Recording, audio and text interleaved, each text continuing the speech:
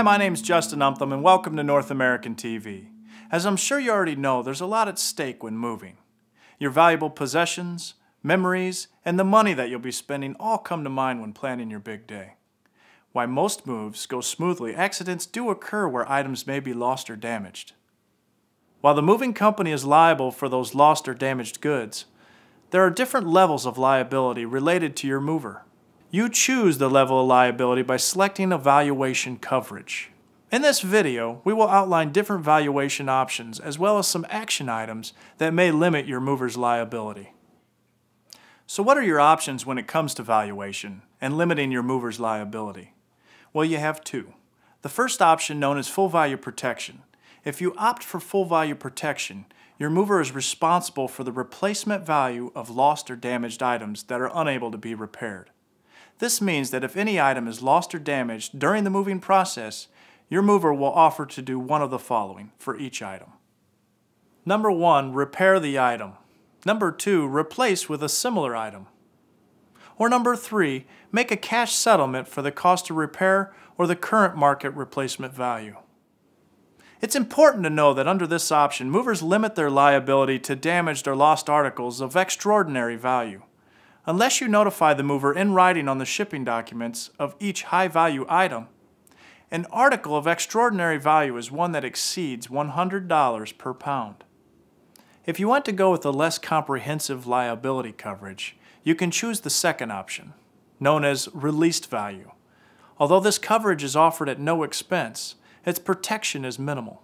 Under this option, the mover is only liable for no more than 60 cents per pound per article.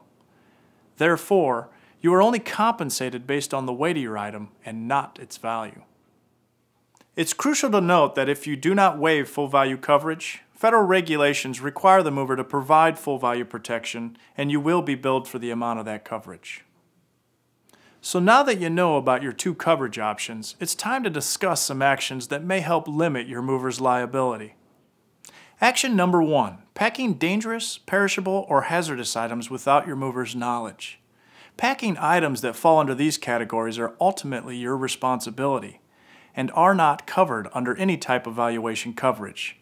Be sure to check with your moving company if you're not clear what constitutes a dangerous, perishable, or hazardous item.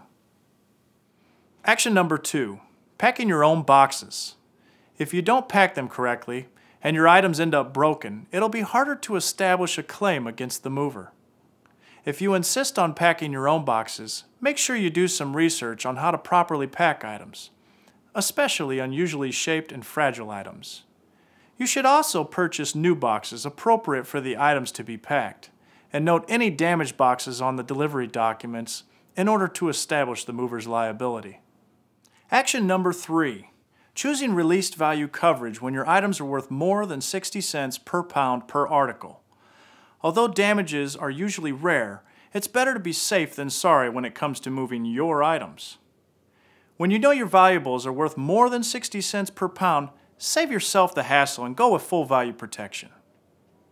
And lastly, action item number 4. Not notifying your mover in writing about articles of extraordinary value. Without notifying your mover, they will have limited responsibility when it comes to covering these particular items. If you want to be sure to receive the proper coverage, tell them in writing. Now that you know what to avoid when it comes to liability coverage and the two options that are available to you, you can make smarter decisions when it comes to protecting your possessions throughout your move. Thanks for watching. With North American TV, I'm Justin Umtham, wishing you a safe and easy move.